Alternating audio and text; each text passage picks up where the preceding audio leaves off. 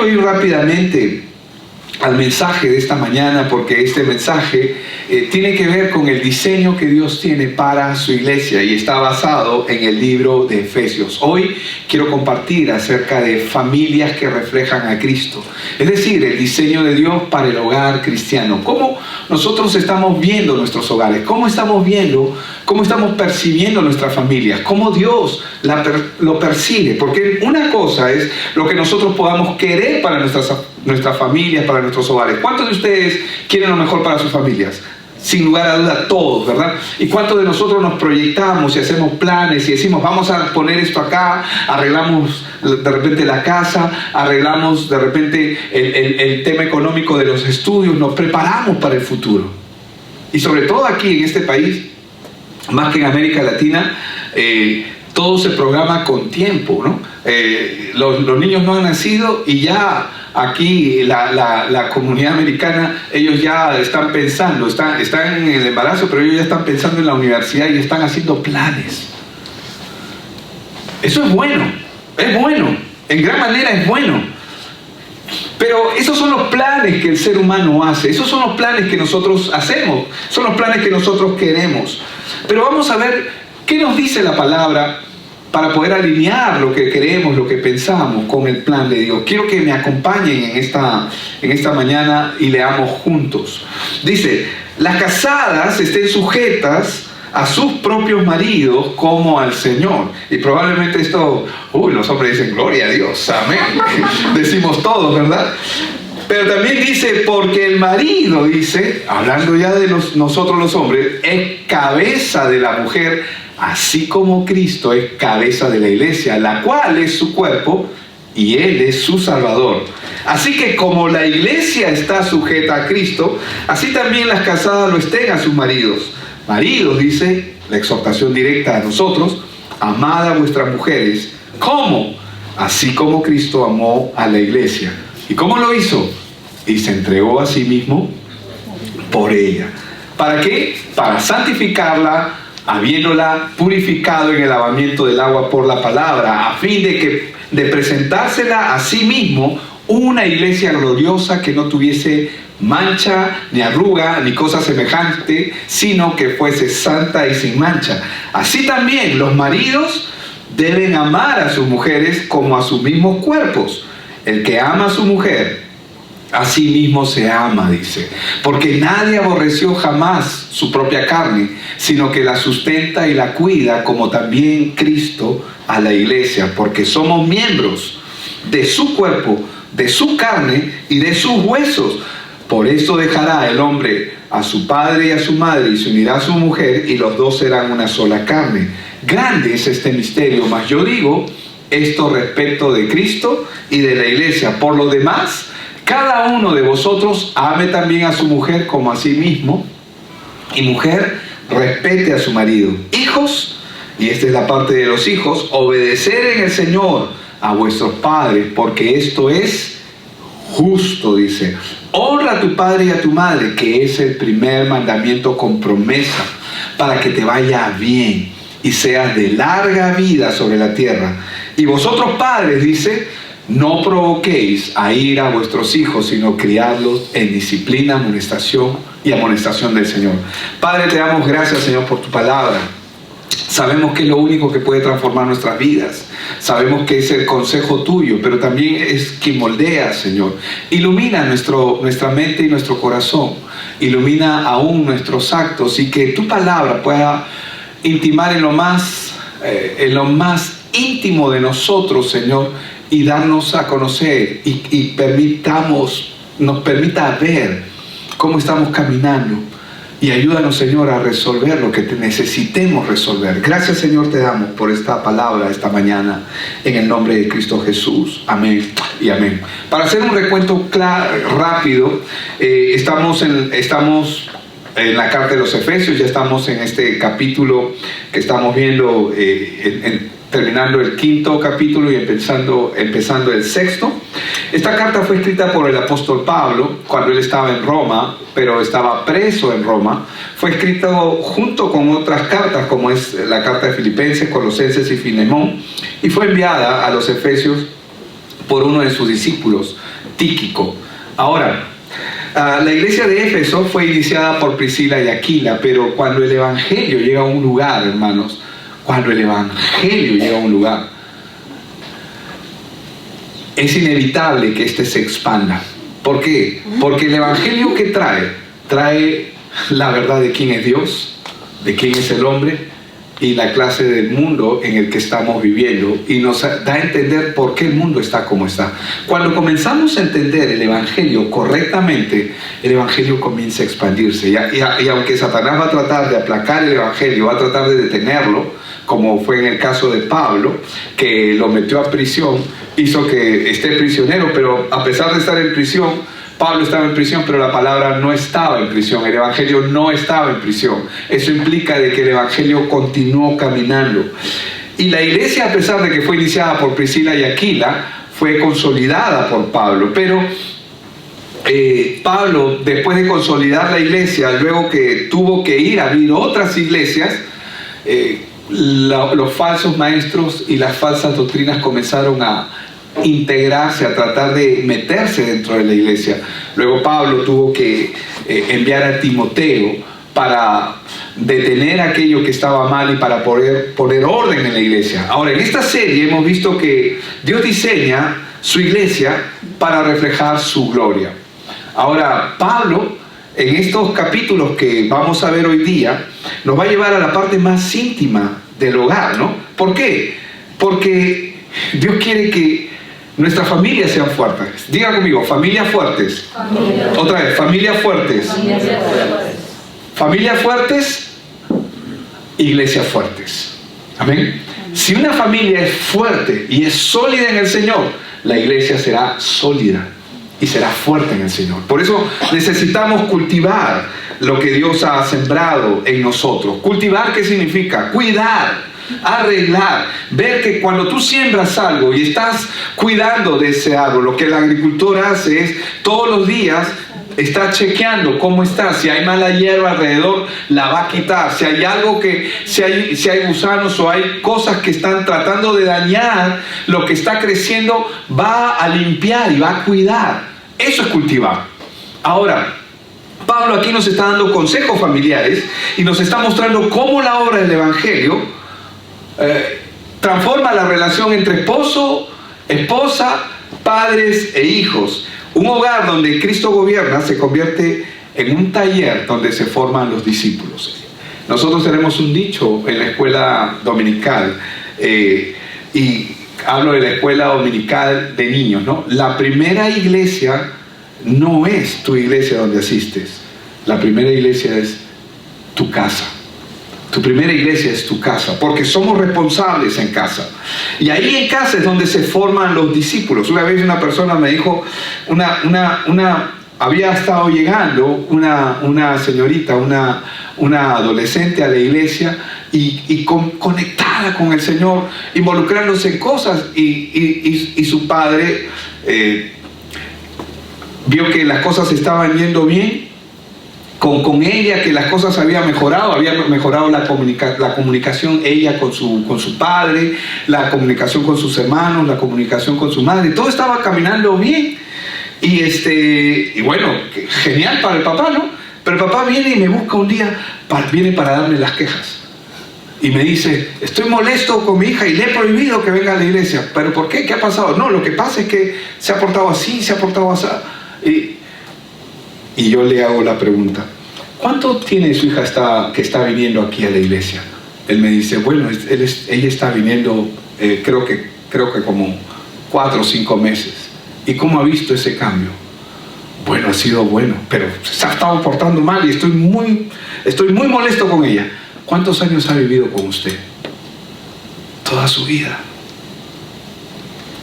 Y él está queriendo detener lo que Dios está haciendo.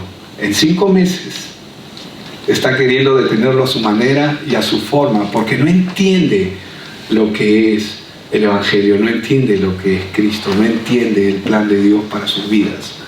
Traigo este ejemplo porque mucha gente quiere que Dios le resuelva su problema, pero Dios primero quiere resolver tu problema. Dios quiere resolver nuestro problema interno primero. ¿Cuántos dicen amén? Hermanos, necesitamos que Dios arregle nuestra vida. No lo que vemos, porque cuando nosotros nos presentamos con las personas, ¿qué presentamos? Lo mejor de nosotros, ¿o no es así? Uno presenta lo mejor de uno. Uno no presenta que te bañes una vez a la semana, no estoy diciendo que sea así. No presentas eso, ¿no? No presentas que eres un desarreglado, que no te gusta hacer esto. No presentas eso. ¿Qué presentas? Lo mejor de ti. Y hasta tratas de impostar algo que no eres. Dios quiere arreglar nuestra vida. Él quiere arreglar nuestra vida personal primero. Él quiere arreglar nuestra vida familiar. Él quiere arreglar nuestra relación que tenemos, la relación que estamos teniendo con nuestros hijos, buena o mala. Él quiere llevarla por el mejor camino. Amén. Entonces, un hogar donde Cristo gobierna se convierte en un taller donde se forman discípulos humildes, obedientes, maduros, capaces de amar y perdonar. Pero antes de ver responsabilidades, debemos recordar siempre la base. El fundamento es Cristo. Antes de Cristo, el corazón humano está en miseria y en desorden. Antes de Cristo, el hombre no tiene esperanza. El hombre simplemente nace para vivir una vida de miseria y de condenación. Y no estoy hablando de miseria económica necesariamente. Hablo de la miseria, de la corrupción, de la naturaleza del hombre, que lo lleva a comportamientos insalubres, malsanos, que hacen que, primero, que su vida se destruya, que su hogar se destruya, que su familia, el egoísmo, todo lo que prioriza el ser humano que está fuera de Dios. El pecado destruye. Hermanos, el pecado destruye. El pecado es horrible. Es horrible. Es la cosa más horrible, pero nosotros no lo vemos así porque estamos acostumbrados al pecado. Pero el pecado destruye matrimonios, endurece corazones, genera violencia, orgullo, indiferencia, egoísmo. Por eso este pasaje no es principalmente sobre cómo llevarse bien. Mucha gente dice, la Biblia es el manual para la vida del hombre. Sí, es cierto, pero basado en el Evangelio. Porque ¿quieres manuales? Tú puedes tener muchos manuales allá afuera. Vas, libros de psicología, de padres a hijos, y vas a encontrar mucho material muy bonito, pero quieres que te diga la verdad. Eso no cambia a la vida de la gente, no los cambia realmente. Solo la palabra de Dios tiene el poder de transformar el corazón del hombre. Vamos con el primer punto, que es la primera parte que quiero tocar. Un diseño que refleja a Cristo, ¿no? Cristo y su iglesia. Un diseño que, como lo vimos, las casadas estén sujetas a sus propios maridos como al Señor. Porque el marido es cabeza de la mujer, así como Cristo es cabeza de la iglesia, la cual es su cuerpo, y Él es su Salvador. Así que como la iglesia está sujeta a Cristo, así también las casadas lo estén a sus maridos. ¡Wow! Ese es el mensaje que me gusta, ¿no? Ese es el mensaje que nos gusta a todos. Pero lo cierto, hermanos, Pablo no está diciendo que el esposo manda. Aunque manda, Pablo no está diciendo que el esposo manda, sino que está diciendo que el esposo es la cabeza. Un término, que significa liderazgo sacrificial, de acuerdo a lo que hemos leído. El esposo tiene que estar dispuesto a dar su vida por su familia. Es un liderazgo sacrificial, es un liderazgo de protección, pero también es un liderazgo de servicio. Y principalmente es un liderazgo de dirección espiritual. Entonces, Pablo no está diciendo que tienes que obedecerle en todo, que se someta, sí, pero cuando él es cabeza, cuando él está haciendo las cosas conforme a Dios en su vida como creyente. La iglesia, por ejemplo, se somete a Cristo. Cristo no nos está oprimiendo. Cristo no nos está molestando. Al contrario, Cristo nos ha salvado, ha dado su vida por nosotros. Nosotros como iglesia nos sometemos a Cristo por lo que Él ha hecho. Acuérdense de algo: reglas sin relación. Cuando no hay relación y tú pones reglas, produce rebeldía. Pero cuando hay relación en una pareja, en un hogar, en un matrimonio, en una familia, las reglas no son necesarias. Aunque hay reglas, las reglas fluyen de manera natural. ¿Por qué? Porque la relación está primero. Sin relación, las reglas siempre van a producir rebeldía. Ahora, la caída afectó el matrimonio, distorsionó el liderazgo del hombre y la ayuda que es la mujer, pero en Cristo el Espíritu restaura. ¿Cómo es que alteró y malogró, distorsionó el liderazgo del hombre? Porque ahora hay una competencia de liderazgo en el matrimonio. Lo vemos desde Génesis 3. Pero Cristo, ¿qué es lo que quiere hacer? Restaurar este desorden en el que ha caído el ser humano. Y aquí nosotros podemos verlo ejemplificado con Cristo. Cristo es el esposo y la iglesia es la esposa. Así es como se nos muestra en esta parte. Y él empieza orando.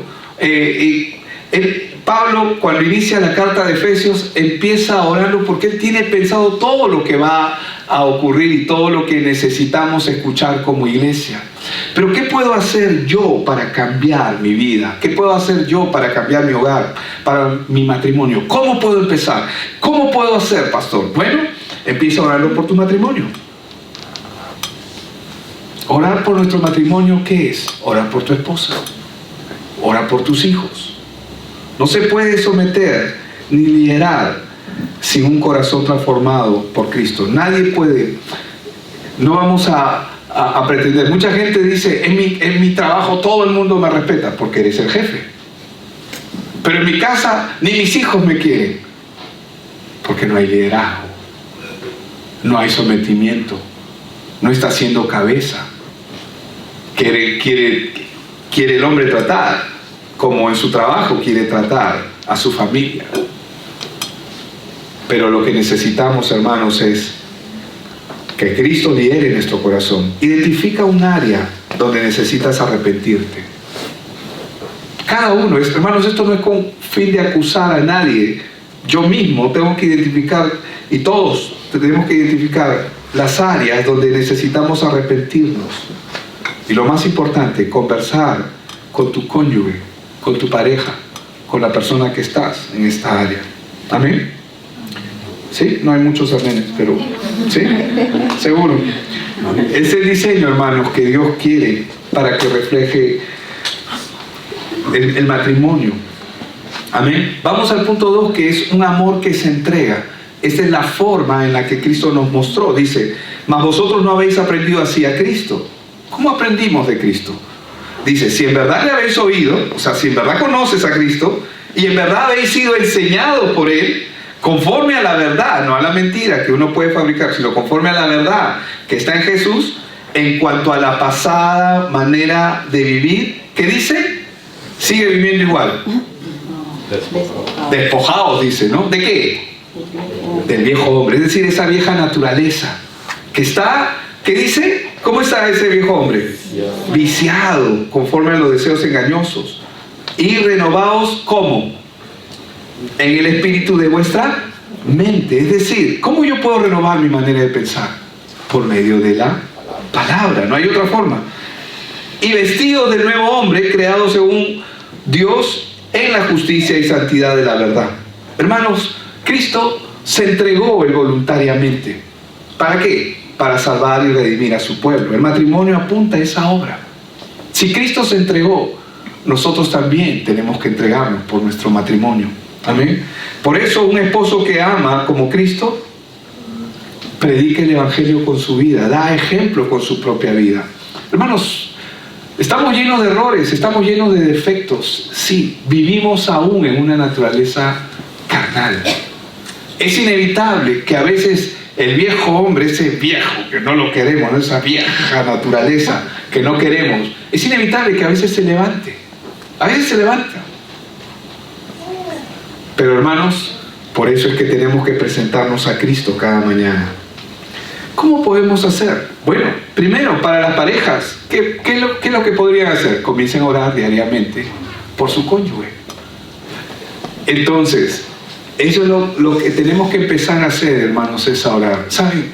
El problema normalmente, cuando uno está muy cargado de egoísmo, y se los digo en carne propia y naturaleza propia, yo reconozco que soy muchas veces muy egoísta. Y si le preguntas a mi esposa, probablemente te va a decir, te va a dar una lista enorme. Y la mayor cantidad de veces que nosotros experimentamos problemas es por solamente nuestra naturaleza egoísta, por mi naturaleza egoísta. Si tú no estás orando por tu pareja es porque aún crees que tú tienes la razón.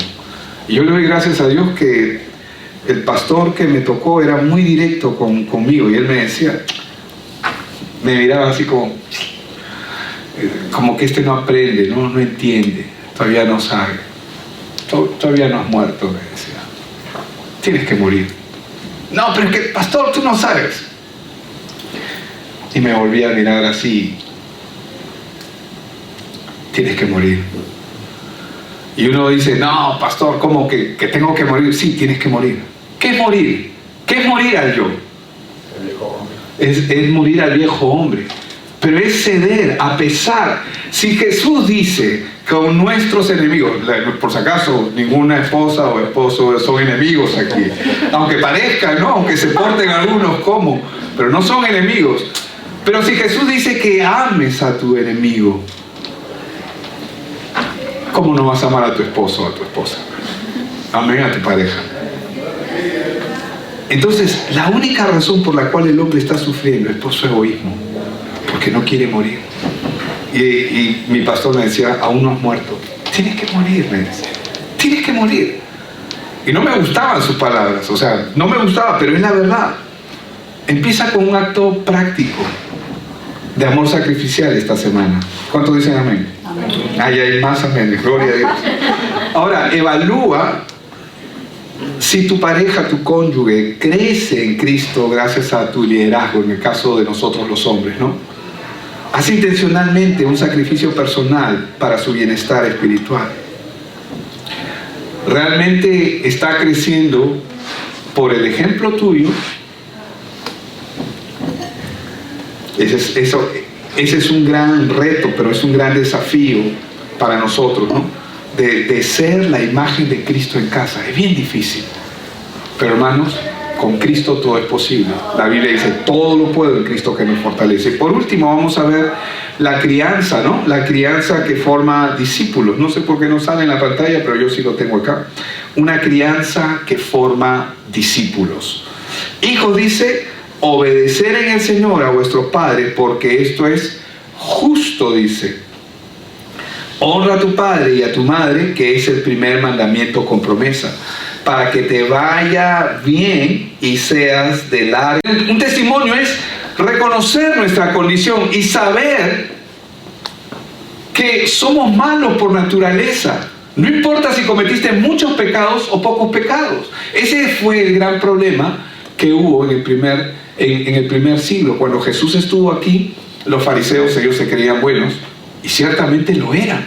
O sea, humanamente hablando, hacían bien a la gente, se quitaban la ropa para darle a otro, tenían casas para los huérfanos, casas para las viudas. Eran gente que tú nunca los habías visto hacer algo malo.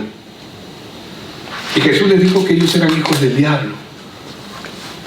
Jesús no los estaba engañando, les estaba hablando de una naturaleza con la que han nacido, y que justamente por ellos reconocer, creer que son buenos, no podían verse a sí mismos. Cuando nosotros criamos a nuestros hijos, tenemos que saber que son pecadores.